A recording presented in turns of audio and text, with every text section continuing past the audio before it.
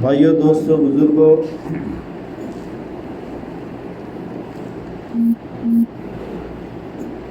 اللہ تبارک و تعالیٰ کا بڑا احسان اور کرم ہے۔ اللہ تبارک و تعالیٰ نے ہم سب کو ایمان کی دولت سے مالا مال فرمایا ہے، اور اللہ تبارک و تعالیٰ کا احسان یہ بھی ہے کہ اللہ تبارک و تعالیٰ نے ہم سب کو نبی آخر الزماں، امام الانبیاء، حبیب کبریہ، سید القونین والثقلین، امام الانبیاء، سلطان الانبیاء صلی اللہ علیہ وسلم کے ساتھ نسبت نصیب فرمائی ہے کہ ہم کو اللہ تبارک و تعالیٰ نے محمدی بنایا ہے، محمد صلی اللہ علیہ وسلم کی امت میں پیدا فرمایا ہے۔ یہ عزت ہمارے لیے کافی ہے کہ محمد صلی اللہ علیہ وسلم کے غلام ہیں۔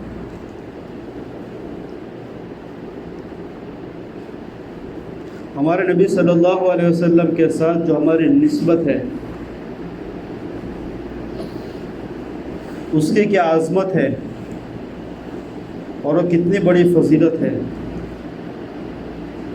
اور اللہ تبارک و تعالیٰ اس نسبت کے ذریعے سے انسان کو کس طریقے سے سرخرو فرماتا ہے، کس طریقے سے کامیاب فرماتا ہے۔ حضرت عمر رضی اللہ تعالیٰ عنہ کے قصے سے ہم کو پتہ چلتا ہے۔ حضرت عمر رضی اللہ تعالیٰ عنہ، آپ کو امیر المومنین کا لقب دیا گیا۔ حضرت عمر سے پہلے خلیفہ حضرت ابوبکر صدیق رضی اللہ تعالیٰ عنہ تھے، لیکن آپ کو خلیفہ رسول اللہ کہا جاتا تھا۔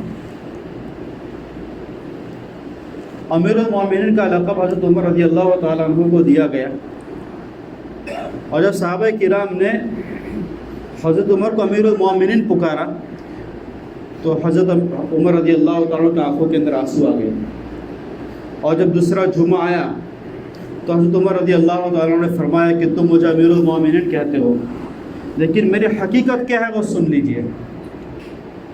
تو حضرت عمر نے فرمایا کہ میں خطاب کا بیٹا عمر ہوں، اور میری حقیقت یہ ہے کہ میرا باپ مجھے اونٹ لے کر بیچتا تھا، میں اونٹوں کو قطار سے چلا ہی نہیں سکتا تھا، کوئی اونٹ ادھر چلا جاتا، کوئی اونٹ ادھر چلا جاتا، تو میرے باپ خطاب مجھے بہت مارا کرتے تھے کہ تو زندگی میں کیا کرے گا، تو اونٹوں کو صحیح قطار سے چلا نہیں سکتا ہے۔ کبھی مجھے بکریوں اور بھیڑوں کے ریوڑ کو لے کر بھیجا جاتا، تو میں جب واپس آتا تو بکریاں کم ہوتی، دمبے کم ہوتے، تو میرے باپ خطاب پھر مجھے مارتے، اور میں ان باتوں کے اوپر بہت مار کھاتا تھا، اور میں تانے سنتا تھا کہ عمر تو ریوڑ چلا نہیں سکتا ہے، اونٹوں کو چلا نہیں سکتا ہے، تو زندگی میں کیا کرے گا۔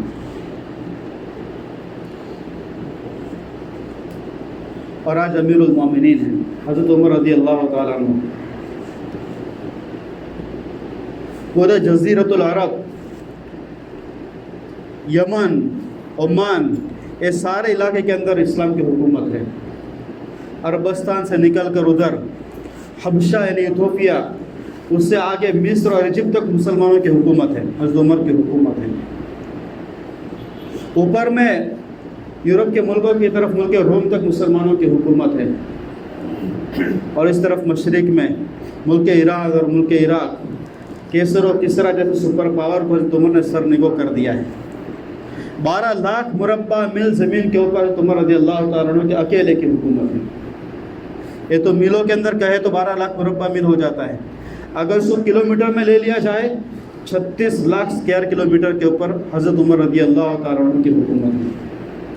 اور آج یہ بڑے بڑے 6 ملک ہیں، 6 ملک کے اوپر ایک بادشاہ حضرت عمر رضی اللہ تعالیٰ کی حکومت ہے، امیر المومنین حضرت عمر رضی اللہ عنہ۔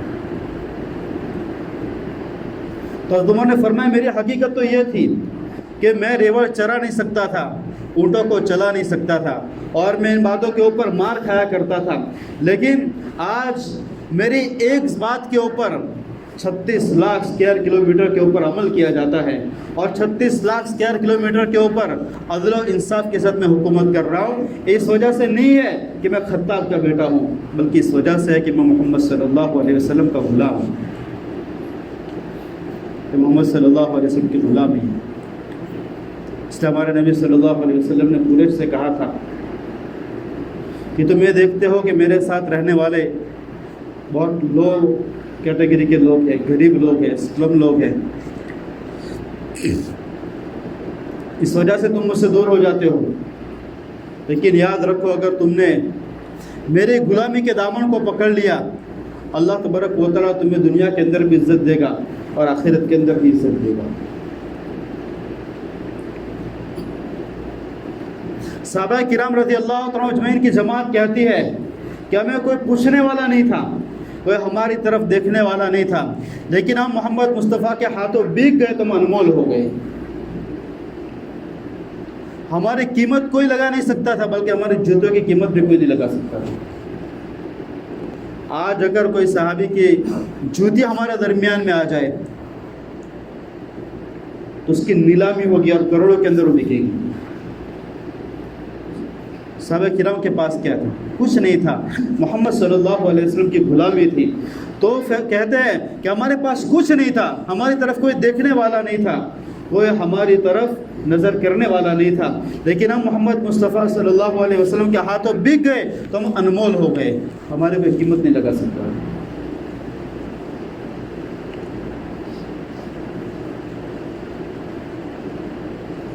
आज मुसलमानों को ज़लील किया जाता है, मुसलमानों को हकीर दिखाया जाता है। ये जो हमारे साथ मामला किए जा रहे हैं, हमारे साथ जो बुग़्ज़ रखा जा रहा है, हमारे साथ जो नफ़रत की दीवारें खड़ी की जा रही है, और पूरे दिन टीवी के ऊपर सिर्फ एक ही रट है, मुसलमान मुसलमान मुसलमान मुसलमान। ये नफ़रत की वजह यह है कि हमारे पास मोहम्मद सल्लल्लाहु अलैहि वसल्लम की गुलामी है।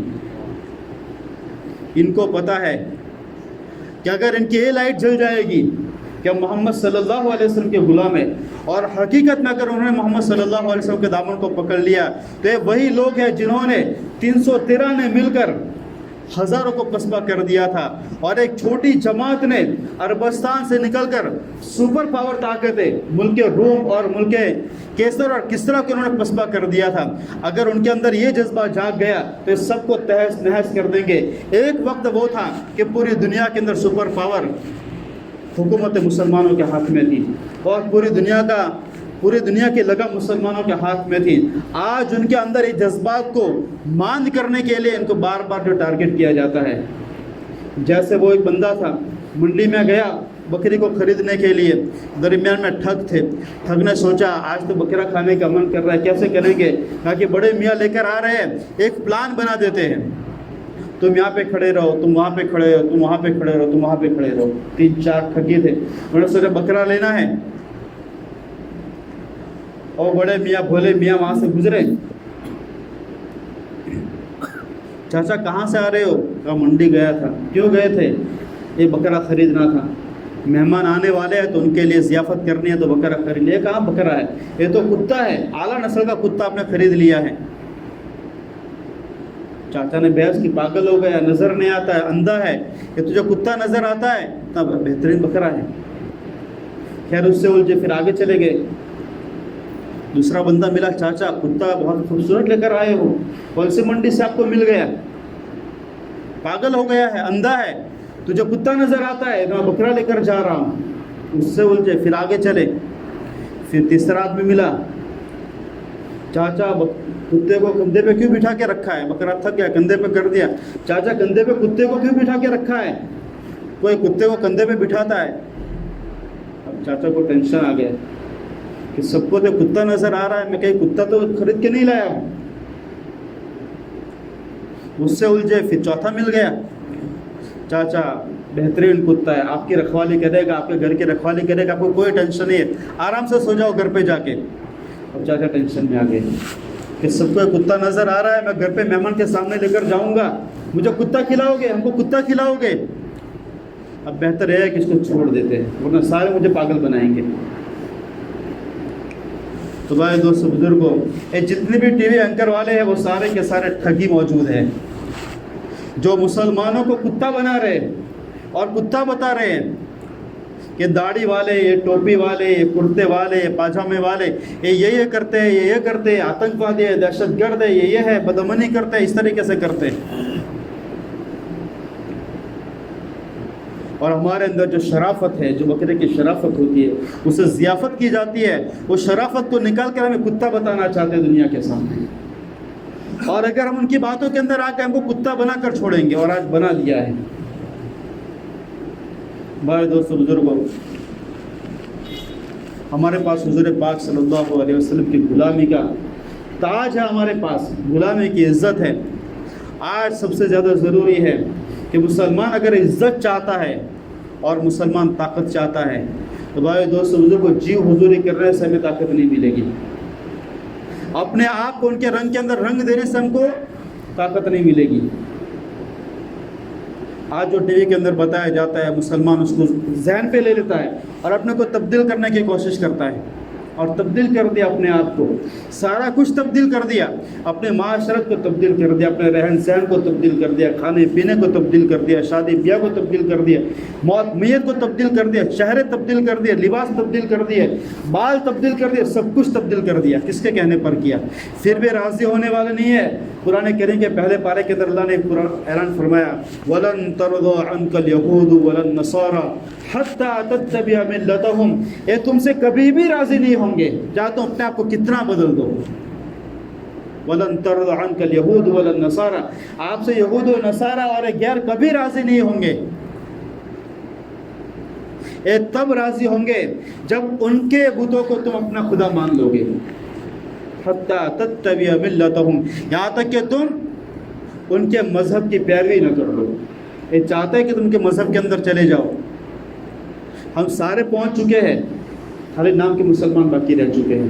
بھائی دوستو جو کتنا بھی اپنے آپ کو تبدیل کر لیں گے، کتنا بھی بدل دیں گے، یہ لوگ کبھی بھی راضی نہیں ہوں گے آپ سے۔ علامہ اقبال نے اسی لیے کہا تھا کہ پوری دنیا ترقی کر رہی ہے اور ترقی میں اپنی عزتوں کو ڈھونڈ رہی ہے، لیکن تمہارے لیے ترقی کی چیز یہ ہے کہ تم اپنے آپ کو 1400 سال پیچھے دھکیل دو۔ تمہارے لیے بہترین ترقی کی رائے ہے اپنے آپ کو 1400 سال پیچھے لے کے چلے جاؤ، محمد صلی اللہ علیہ وسلم کے دامن کو پکڑ لو، اپنا رہن سہن، کھانا پینا، اٹھنا بیٹھنا، جتنے بھی تمہارے دن اور رات کے کام کاج ہے، محمد صلی اللہ علیہ وسلم کے طریقے کے مطابق کرو۔ چاہے تم کو اس کے اندر نقصان نظر آتا ہے، ہم داڑھی رکھیں گے تو لوگ کیا کہیں گے، یہ کیا کہیں گے نے ہم کو بہت برباد کر دیا ہے۔ عزت کی نشانی ہے، شرافت کی نشانی ہے، لوگ کیا کہیں گے، کتنا بھی کچھ کر لیں گے لوگوں تو کہنا ہی ہے۔ مارنے والے کا ہاتھ پکڑ سکتے ہیں، بولنے والے کی زبان پکڑ سکتے ہیں؟ مارنے والے کا ہاتھ پکڑ سکتے ہیں، بولنے والے کی زبان کبھی بھی نہیں پکڑ سکتے۔ بھائی دوستو بزرگ، کوئی کیا کہے گا اس کی پرواہ چھوڑ دیجئے، محمد صلی اللہ علیہ وسلم کے دامن کو پکڑ لیجئے۔ یہ سب سے بہترین زمانہ اپنی عزت کو پانے کا، کیونکہ ہر طرف سے مسلمانوں کو ٹارگٹ کیا جا رہا ہے۔ اگر محمد صلی اللہ علیہ وسلم کے دامن کو بھی نہیں پکڑا، اللہ تبارک و تعالی ہماری حفاظت فرمائے، ہم نیست و نابود ہو جائیں گے، نیست و نابود کر دیے جائیں گے۔ علامہ اقبال نے یہی کہا تھا، سنبھل جاؤ ہندوستان والوں، اگر نہیں سنبھلے تو تمہاری داستان بھی نہیں ہوگی داستانوں کے اندر، کوئی پوچھے گا بھی نہیں، کوئی یاد بھی نہیں کرے گا۔ اس طریقے سے نسب مسیح ہو جائیں گے، دنیا میں تو برباد ہو ہی جائیں گے، آخرت میں بھی کوئی پرسان حال نہیں ہوگا۔ یہ جو ذلت کے نقشم کو نظر آ رہے ہیں، فلانی مسجد، فلانی مسجد، فلانی مسجد، فلانی مسجد، ابھی مسجدوں تک باتیں ہیں، پھر وہ ہمارے گھروں تک باتیں آ جائے گی، اور یہ بڑھنے والا ہے، ختم ہونے والا نہیں ہے، یہ بڑھتا ہی جائے گا، بڑھتا ہی جائے گا۔ یہ جو حالات ہے، یہ دائرہ تنگ ہی ہوتا جائے گا۔ آپ ایسے سوچیں گے ہم ان کے ہاں میں ہاں ملا دیں گے، ان کے نقش قدم پر چلے جائیں گے، وہ جیسا چاہتے ویسا کریں گے، تو دائرہ کشادہ ہو جائے گا، کبھی بھی نہیں ہو جائے گا۔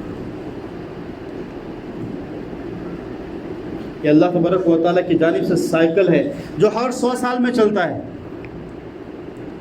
سرخ روح وہ ہوتے ہیں، نام ان کے بنے رہتے ہیں، عزتیں وہ پاتے ہیں جو اللہ تبارک و تعالیٰ کے دین کو مضبوطی سے تھام کے رکھتے ہیں۔ حضور پاک صلی اللہ علیہ وسلم کے نام کو ہمیشہ بدنام کیا گیا، آپ کے ماننے والوں کو ہمیشہ بدنام کیا گیا۔ آپ صلی اللہ علیہ وسلم کے بعد کبھی بھی وقت ایسا نہیں گزرا ہے جس کے اندر آپ صلی اللہ علیہ وسلم کے نام کی وجہ سے آپ کے نام کو اچھالا نہ گیا ہو، آپ کے طریقوں کو اچھالا نہ گیا ہو، آپ کے ماننے والوں کو بدنام نہ کیا گیا ہو۔ کبھی بھی ایسا وقت نہیں گزرا ہے۔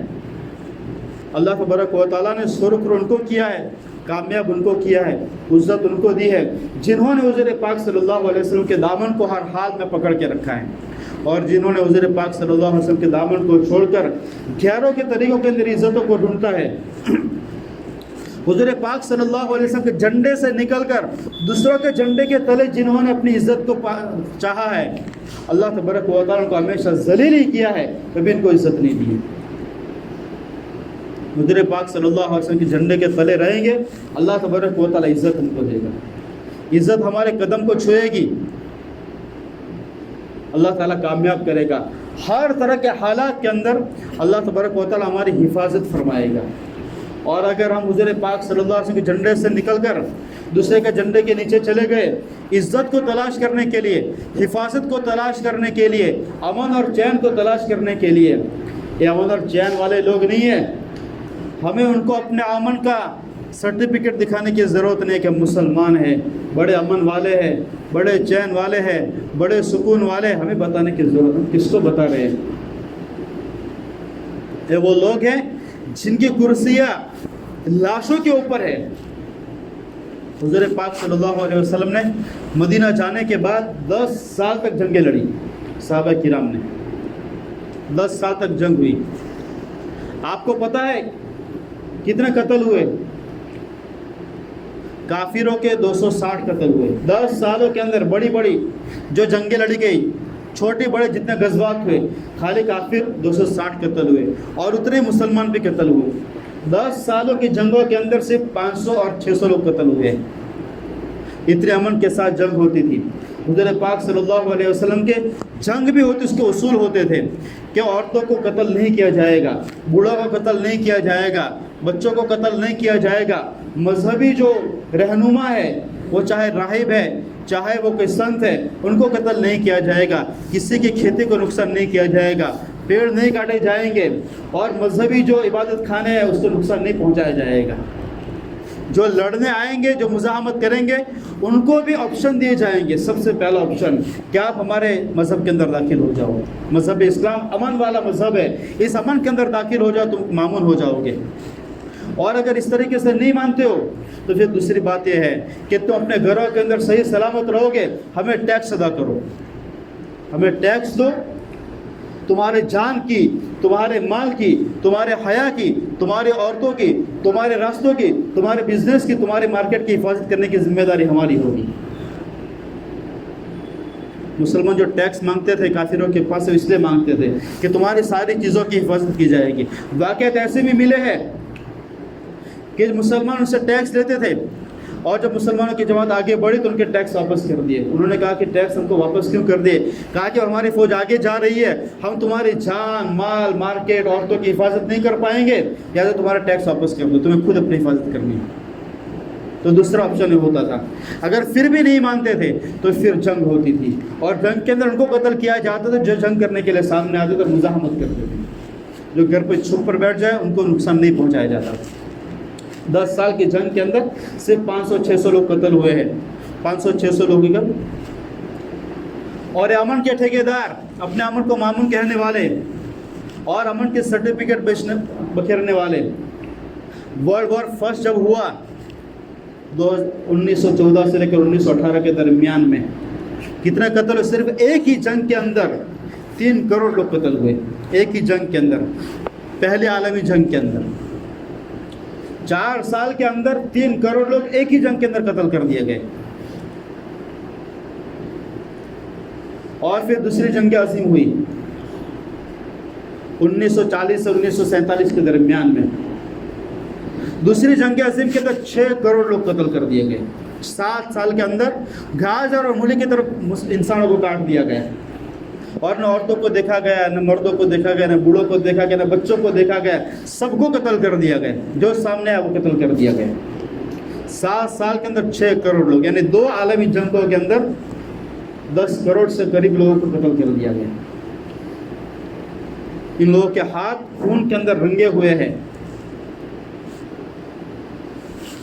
तो भाई दोस्तों बुजुर्गों, अगर हम इज्जत चाहते हैं, अपने आप की बका चाहते हैं, हम अपना एहतराम चाहते हैं, तो भाई दोस्तों बुजुर्ग हमारे पास सिर्फ एक ही रास्ता है, वो ये है कि हुज़ूर पाक सल्लल्लाहु अलैहि वसल्लम के दामन को पकड़ लिया जाए।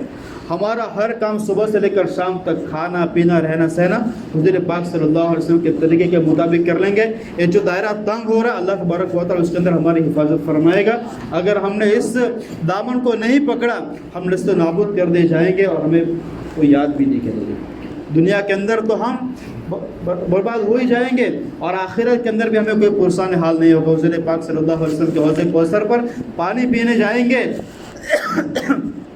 फरिश्ते दूर करेंगे। हुज़ूर पाक सल्लल्लाहु अलैहि वसल्लम फरमाएंगे तो मेरे उम्मती है, वुज़ू के आसार नज़र आते हैं, हाथ पर वुज़ू के आसार नज़र आते हैं, इनको क्यों वापस कर रहे हो? फरमाया अल्लाह के रसूल सल्लल्लाहु अलैहि वसल्लम आपको पता है आपके जाने के बाद इन्होंने किन के नक्शे कदम को चूज़ कर लिया था, किन के राहों को चूज कर लिया था? ये वो है जो आपके झंडे के तले से निकलकर दूसरों के झंडे के नीचे जाकर दूसरे के तरीके को फॉलो करके दूसरों के तरीके के ऊपर शादी ब्याह मौत मैयत खाने पीने बर्थडे पता नहीं कौन कौन सी पार्टियां करके इन्होंने आपके झंडे से निकलकर दूसरों के झंडे के नीचे पनाह लेने को इन्होंने पसंद फरमाया था। तो वो लोग हैं जिन्होंने आपके दिन को रुस्वा किया है, जो आपके सुन्नतों को हकीर समझते थे और दूसरों को खुश करने के लिए दूसरे क्या कहेंगे ये बताने के लिए अपनी दाढ़ी को मुड़ा देते थे और अपने लिबास को उन्होंने चेंज कर दिया था, अपने लाइफ स्टाइल को चेंज कर लिया था, अपने हेयर स्टाइल को चेंज कर लिया था दूसरों को दिखाने के लिए।